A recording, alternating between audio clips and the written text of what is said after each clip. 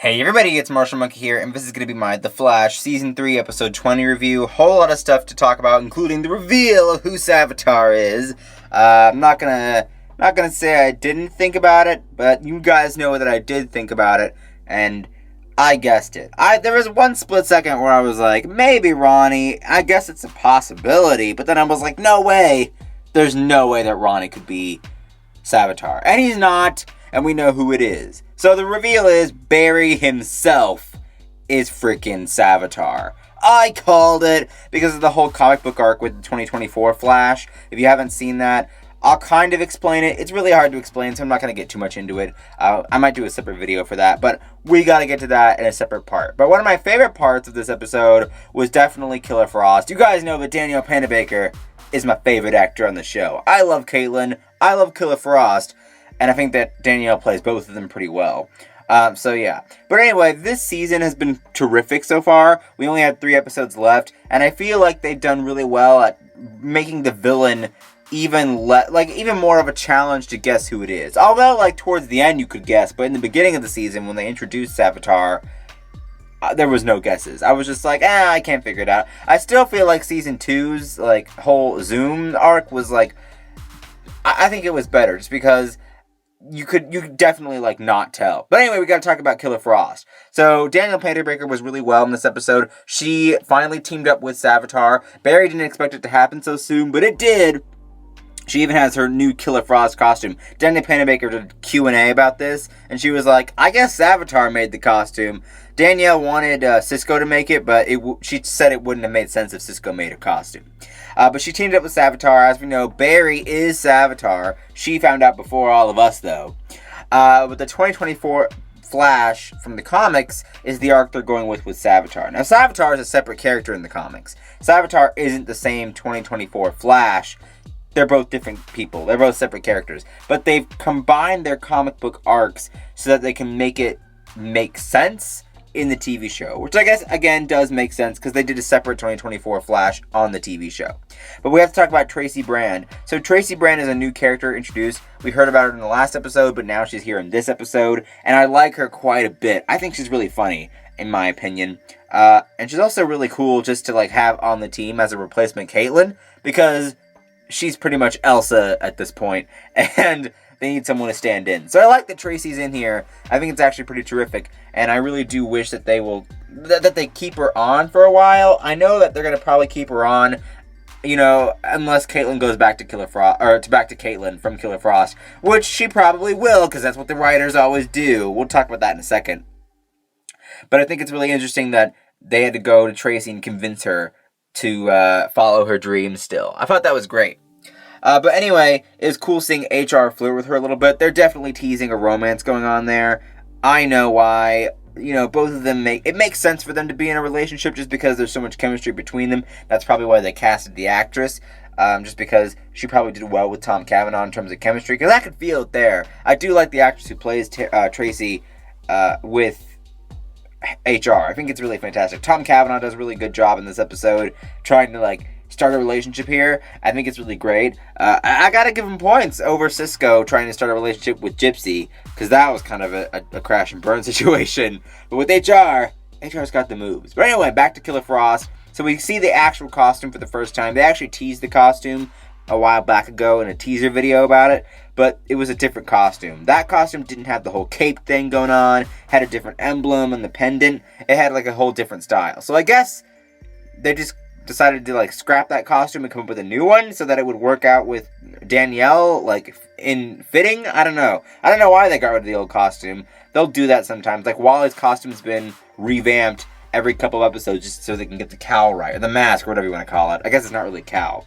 But what I really want them to do for Killer Frost is that in the comics right now, she's an anti-hero. If you haven't been reading Justice League vs. Suicide Squad, it's a rebirth story. I definitely recommend it. It's pretty interesting. It starts out with Killer Frost, and her power set there is fantastic. Her power levels are off the chart. I believe she also, in the first couple of issues, drains the solar levels of Superman. She drains his powers so that he's depowered and doesn't have any abilities.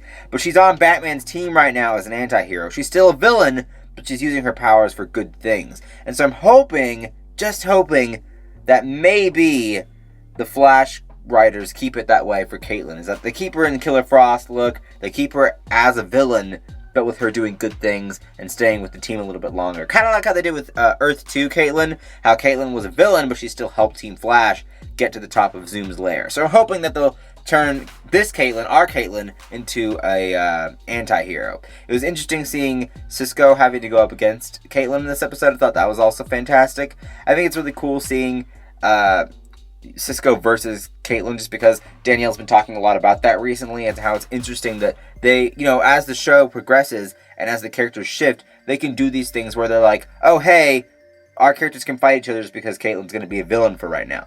But I do think it's really cool seeing her as a villain. It was great, again, seeing Earth 2 with her and Zoom, and I really do like that we have different versions. Like, now that Killer Frost is a lot more, I'd say, like, not that modern, whereas our Killer Frost is more modern in ways. And smarter, too. But I really like Caitlyn's power set here, too. I think it was really fantastic. Seeing her kind of like go Iceman from X-Men, with her doing all the ice tricks and like the ice slide, and her shooting ice down at Tracey. I thought that was really brilliant. The CGI wasn't the best. Like, the CGI started out really well, but in like the middle, like the second half of that sequence, it got kind of like, eh.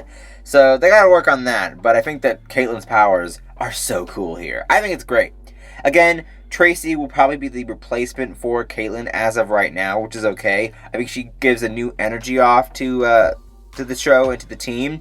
Caitlyn's more medical, whereas Tracey can really help with all the science stuff. I mean, Caitlyn knows a lot of the science too, but she's also a doctor, so she really fits in differently with the team rather than Tracey, just because Caitlyn handles more of Barry's health and Wally's health and all the other speedsters. So it's really cool to see that. And I also just love how Tracey can interact with Cisco in terms of movie references. They reference a couple characters from the Terminator series. I thought that was really funny. And I think that Tracey, again, it's just, that energy is just really well to have in the team when Caitlyn's not there. Now, Cecile, I thought that this arc was interesting. Joe having to deal with Cecile, finding out that Barry and Wally are speedsters, and Killer Frost and all that. I think it was really cool. Cecile was all like, "I love you, Joe," and Joe had to push her away. Well, wanted to push her away. He didn't have to. And he was like, "I'm done lying to you. I'm done wearing my wedding ring. We're gonna do this," and I love it. I'm hoping that when Barry and Iris, because again, they're engaged. I'm surprised they didn't really talk about that in some of the recent episodes, that they're still engaged. But when Barry and Iris get married, I'm hoping Cecile and Joe get married. I think Cecile and Joe will be so much fun. I think Cecile will be really cool as like a main character in season 4. I'm hoping for it. Now, this is a really fun battle, Vibe versus Killer Frost. This is what really tips off Barry that he is Savitar, because in this scene, the whole warehouse scene, which I thought was actually fantastic. Again, Danielle's doing such a good job as Killer Frost. That just goes to show you, I've been saying in this whole season, is that the more and more Danielle plays Killer Frost, the better she gets as the character. I feel like she's done way better as Killer Frost than she has in the past. But anyway, the whole warehouse scene tips Barry off. With the whole, her saying the exact words that Barry does, it really does help Barry put the pieces together. So, I'm betting Caitlyn didn't wish she said that, because, now Barry knows. And I don't think Savitar wanted him to know just right then, or maybe not. I don't know. But one thing I didn't like is that they took Caitlyn's blood sample. And that means that Julian's going to try to make a reverse engineered, he's going to try to reverse engineer a cure. And I was just like, oh, heck to the no. I don't want Caitlyn becoming Caitlyn again. I think that Killer Frost should stay Killer Frost. Again, I really do think the whole anti-hero idea is fantastic. I think that the writers keep switching back from Caitlyn to Killer Frost. It's just going to get old. It's also wasting Danielle Panabaker's time, because I feel like she's waited so long to play Killer Frost, and she says that she actually does like playing this type of character, so I'm hoping that they just go with the anti-hero thing. And then, of course, we get the big reveal that Barry, a version of Barry from the future, is Savitar. I thought this was excellent. I think this really, it was unexpected, but at the same time, it is expected. Kind of like how they did the whole Adrian Chase reveal as Prometheus. Kind of expected, kind of not expected. It's basically, I'm content with the reveal. I think it was really interesting to see Grant as a villain, but just like how Danielle started out not being as great as a villain for Killer Frost, I don't think Barry's gonna, I don't think Grant is starting out as a good villain for himself either. I don't know. We'll have to wait and see. I don't know if we're gonna get like any more of Barry in this form, but I'm hoping. So if you guys don't know, this is kind of based on the whole 2024 Flash arc from the comics, whereas Barry is dressed up in blue, hence Savitar's color. Because Savitar, again, doesn't look like that at all. Savitar doesn't have the whole armor and everything. He looks... I mean, he doesn't even wear a shirt in the comics, so it's kind of like, eh. But in the 2024 storyline in the comics, Barry from the future wears this whole blue suit. He has blue lightning. I'm not going to go into how, like, what kind of starts this whole arc and what kind of makes it. I don't really think that I need to explain it because the show is doing it so differently. And again, they're combining the whole Savitar storyline from the comics.